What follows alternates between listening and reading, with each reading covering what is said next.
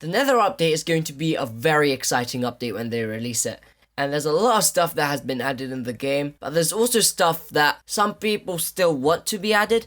And in this video, I'm going to cover 8 things that I want to be added in the Nether update.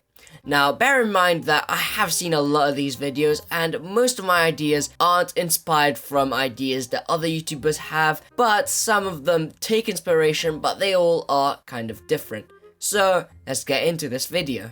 Hey guys, it's me, the Zactroid, and welcome back to another Nether update video. Now, I'm not actually going to be making update videos about the snapshots because I feel like very few things get added, so I'm thinking of making videos when big things get added or when I have more ideas like these. Now, something that I'm often asked is when I'll make my next Logic Craft episode, and yeah, the server kind of crashed, so we are fixing it, and I will be making videos on the Logic Craft server pretty soon.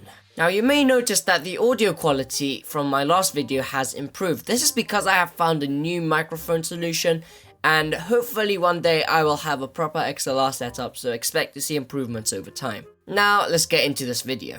Now, crying obsidian is a fairly interesting block. It's been added in the second to last snapshot from now, 20W09A. And it's a fairly interesting block because it has an interesting particle effect and interesting texture. Now, this block currently has no functionality, but I'm really excited to see what it has to offer.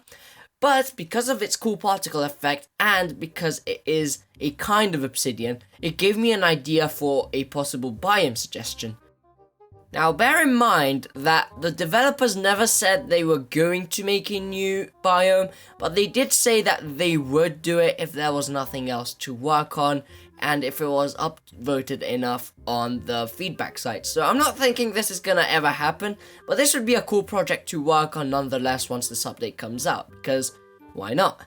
My terraforming skills are far from perfect, but hopefully this gives you an idea of what could be possible with crying obsidian. Now, seeing that it has a very cool particle effect, especially when it drips down from the ceiling, I think that this doesn't require any more particle effects to be added, like there have been in Warped and Crimson Forests, and it could be a very cool way of obtaining obsidian when you maybe break your portal and need to look for obsidian. So this could make some challenges fairly easy, and it would also be cool if crying obsidian was another block that burnt blue. Now, obviously I had to use soul sand to try and visualize this because orange flames didn't really make sense with this color scheme, so I wanted to experiment, and honestly I feel like that would be a very cool feature. The smithing table has also now been given functionality at long last. Mojang, you are one update late, but it's fine because honestly it's here. But I'm not exactly sure about how you can use this block. Now, what you can do is you can craft netherite tools with this and just that. Now, I think that's cool, but an entire block could make use of more features. Now, one of the suggested uses I have in mind is being able to upgrade any tool to another tool. So maybe you have an enchanted stone sword, which for some reason someone might have. So you could easily upgrade it into an iron sword for some reason. Now, this would be a bit cheaty because obviously you would need one less ingot, but I feel like it could make sense seeing that this is literally what this block does, except with diamond to netherite. Now, this would obviously make a lot more sense with something like iron to diamond, but obviously this is something that, again, might be a bit cheaty because it would require you half the diamonds, and think of how much less diamonds you would use to make a pickaxe. Point is, this block needs more functionality than just turning a diamond tool into a netherite tool. The fletching table, however, still hasn't received any functionality. Now, I have seen a video made by the YouTuber Cubfan135 about a suggested use for this, and I think that it would be a pretty cool idea. Now, I'm going to be using a smithing table because obviously fletching tables still don't have an interface.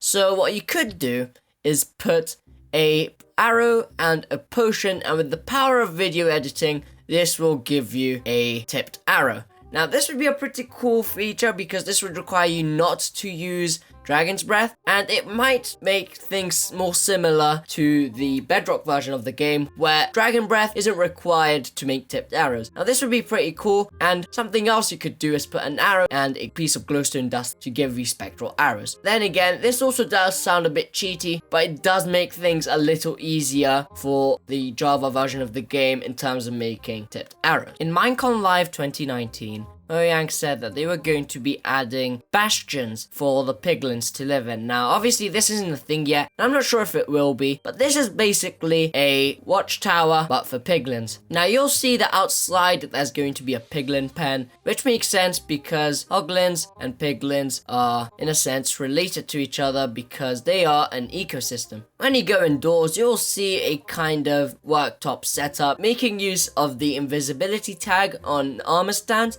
This could lead to some pretty interesting auto-generated loot because you can see the loot and you don't need to open any chests so the hoglins won't get mad at you. Obviously there's going to be chests and crafting table, and I added a brewing stand because why not, but apparently it kills the piglins, so maybe that wasn't the best choice.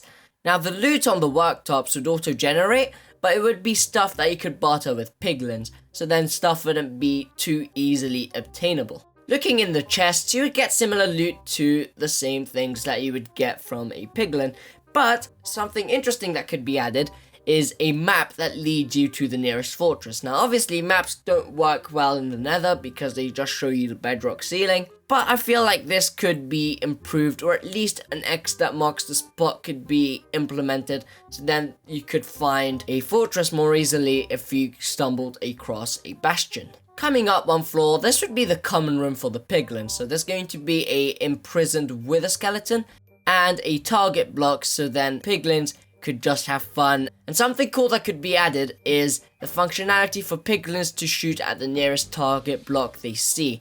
Something else the bastions could have is random gold blocks lying around and other loot chests. Now these would contain anything that you could find in the Nether, including some crossbow enchanting books, because you could find crossbows here as well.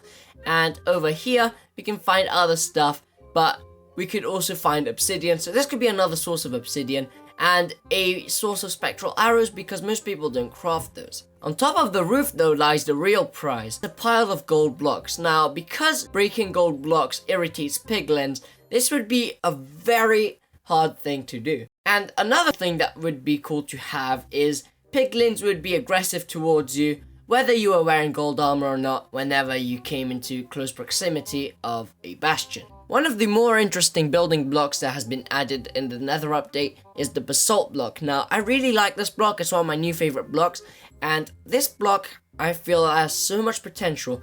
And right now it can't be crafted into anything, but I feel like this should have slab alternatives, stair alternatives, and even brick alternatives, so then we can get a darker grey brick. For example, you could craft 4 basalt blocks into basalt bricks. And honestly, I have only made this in a resource pack, but I feel like this brick type could have so much potential. I love the colour, and this could make a lot of sense in Nether builds. In this update, the unthinkable has happened. Hoes have been given the ability to break blocks. For now, this only includes wart blocks and hay bales, but I feel like this makes so much sense with so many more blocks, such as leaf blocks, and maybe even mushroom blocks, and maybe even shroom lights, because right now they don't have a specific block, and I'm being shot at. Speaking of blocks that now have specific tools to break them, pistons have been given the ability to be broken using a pickaxe. Now, this wasn't the case for years, for some reason, and this is a common theme that has occurred over the last couple snapshots. Blocks have been given new tools to break them, and one block that still hasn't been given a specific tool is none other than the glowstone block itself. Now, this block is honestly one of the prettiest blocks in the game. It's one of my favorite light source blocks, but it doesn't have a specific tool. Now, this would be a bit tricky because obviously when it breaks, it makes a glass-like sound, which gives you the impression it's not a stone, but in the name it says stone. So personally, I think this block should be mined with a pickaxe, but right now it still doesn't have a specific block, which is kind of annoying, but hopefully Mojang will work on that. And finally, the most annoying part of the Nether, in my opinion, is the inability to look under lava. So right now I am under lava, as you can tell. I'm fully submerged. All you can see is me burning. If I put my mouse facing upwards, I can't even see the surface. If I look down, I can't see anything. Now the only way I know how to go is up, by just holding the space bar and eventually making it to the surface, as I just have. I have two workarounds to this. I feel like now that ancient debris has been added, you should be able to have a potion effect to be able to see under lava. Now, for water, something that works is night vision. It kind of makes sense that night vision would also work with lava, but at the same time, it makes me feel like something new should be added. So maybe a lava vision potion. However, I feel like they could be a bit overpowered, and I kind of agree with the fact that you can't see anything when you're submerged in lava. I feel like you should be able to see within like a 5-block radius or something, because if it's gonna be any more than that, it would basically make lava invisible. However, there are a couple workarounds, such as making a flowing lava block and putting blocks on top of that. So if as you can see, we now have a grid of flowing lava, and you just put blocks on either side to stop you from drifting anywhere, and just go inside and just hold space. Now, this works, and I mean, a lot of people would use this, but at the same time, this feels a little cheaty, and having an in-game way of doing something like this would be pretty useful. Right now, I can't see any ancient debris, sadly, but you get the idea. You could do this at different points around the lava ocean. That is all from me today. Please let me know if you enjoyed this video. I have tried to go with a new style. This is mainly inspired by a YouTuber called Simply Sark. His videos are pretty cool, and I really like how he makes them, so I want to take a bit of inspiration from him. Please let me know what you think of this video, and if you have any ideas of things you would add to the Nether update, please let me know down in the comments below. And don't forget to subscribe and hit the notification bell, and I will see you in the next video, hopefully a Logic Craft episode. Bye!